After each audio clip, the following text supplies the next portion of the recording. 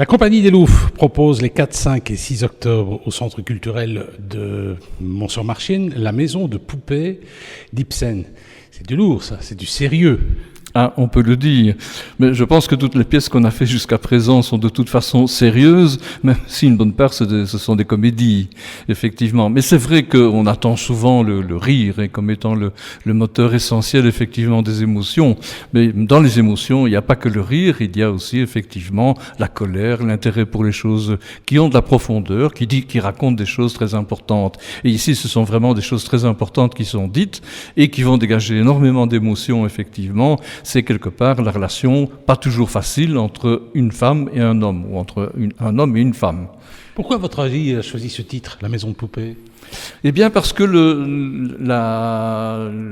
l'interlocutrice principale, dans notre cas ici, c'est Alice Brem qui joue le rôle, et elle s'appelle Nora dans la pièce, et cette femme, en fait, en réalité, qui a pourtant 3 enfants, se révèle comme étant une femme enfant. Et donc, oui, une femme enfant, c'est une poupée quelque part. Et d'ailleurs, Ibsen a réagi en écrivant cette pièce-ci. Elle a près de 150 ans quand même, hein, ça vient de Norvège. Il a réagi en fait à une loi qui venait d'être votée en Norvège, donc dans les années 1870 ou légèrement auparavant, et qui mettait la femme exactement sur le même statut que les enfants. Donc la femme et les enfants dépendaient intégralement du mari. C'était quand même un auteur un peu iconoclaste.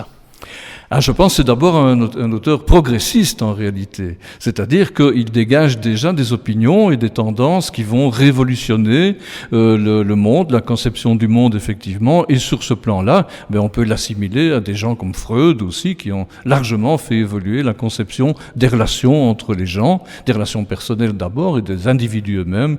En réalité, la psychologie et la psychanalyse sont nées à cette époque-là, et je pense que la pièce s'inscrit vraiment dans un rapport effectivement psychologique. On ne va pas dire que c'est de la psychanalyse en tant que telle, mais c'est une analyse quand même, effectivement, des relations, encore une fois, entre l'homme et la femme étant, dans ce cas-là, l'objet faible, mais enfant, donc. D'ailleurs, quand on voit l'affiche, on voit l'actrice de dos, chevure blonde. La femme enfant et la blonde, qu'est-ce que ça veut dire là ? J'entends venir effectivement la question, c'est très très bien. Non.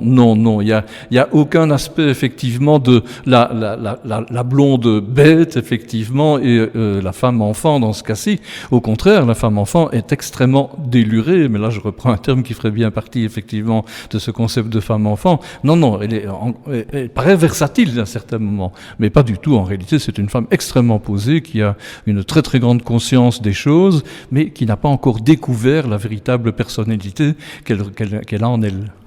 Une mise en scène à la scandinave, des décors à la scandinave, une bise en permanence ?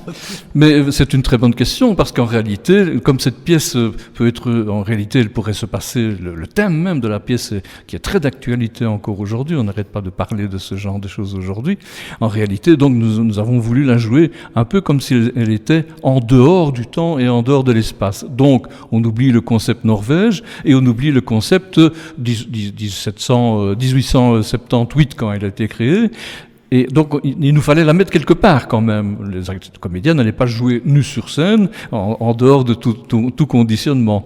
Donc on se dit, on la joue comme aujourd'hui, quoi. Les comédiens qui jouent aujourd'hui sont en réalité des gens d'aujourd'hui, comme Pouze et moi.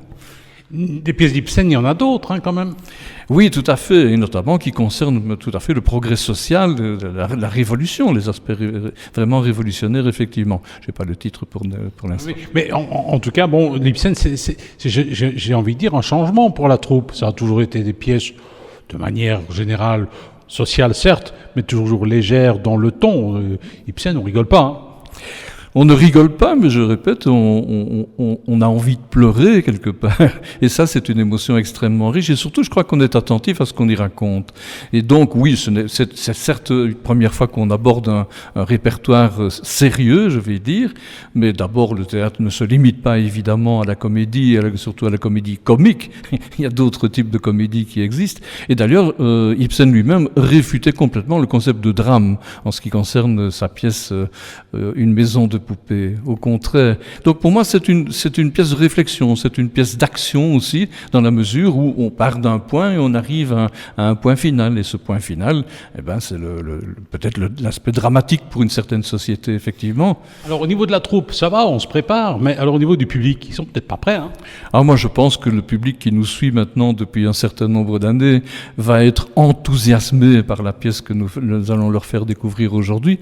Et vous savez, généralement, nous accompagnons très très bien les thématiques des pièces que l'on programme.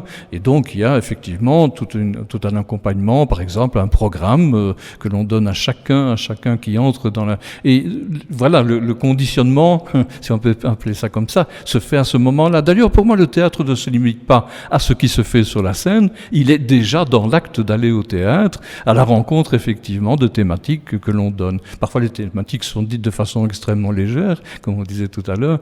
Parfois, elles le sont avec beaucoup de mots qui disent beaucoup de choses très importantes. Et c'est le cas ici. Nous sommes avec Alice Bram, que l'on verra le 4, le 5 et le 6 octobre dans une maison de poupées de Ibsen. Alors Alice, dans cette pièce, tu joues la femme enfant. Explique-moi un petit peu ton rôle. Alors Nora, c'est effectivement une jeune femme mariée qui a 3 enfants et qui est sous le joug de son mari qui l'infantilise beaucoup, et donc c'est pour ça femme-enfant. C'est pas elle qui a décidé de l'être, c'est les forces des choses et son mari qui ont poussé au fait qu'elle reste une enfant dans sa tête, et pour pas qu'elle se rebelle en fait. Est-ce que c'est une idiote pour autant? Ah non, pas du tout. Elle fait semblant, elle joue la comédie, elle le dit elle-même, et d'ailleurs si jamais vous venez voir la pièce, vous verrez qu'il y a beaucoup d'intelligence derrière et de manipulation aussi de sa part à elle.